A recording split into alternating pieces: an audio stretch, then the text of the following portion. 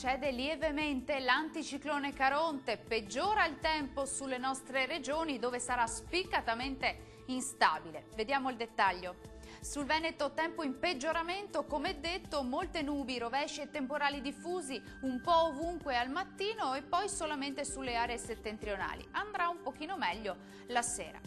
Calo termico con temperature massime tra i 25 e i 32 gradi, valori minimi intorno ai 21-24 gradi circa. Andiamo ora a vedere che tempo farà sul Friuli Venezia Giulia.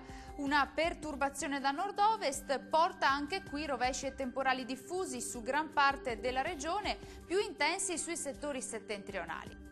Temperature massime in calo e attese tra i 26 e i 31 gradi, i valori minimi previsti sui 22-24 gradi circa.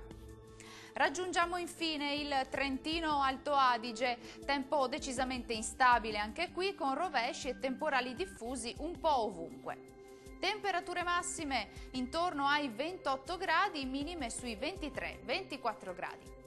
Il mare sarà generalmente poco mosso, i venti moderati meridionali localmente deboli sulla laguna di Venezia.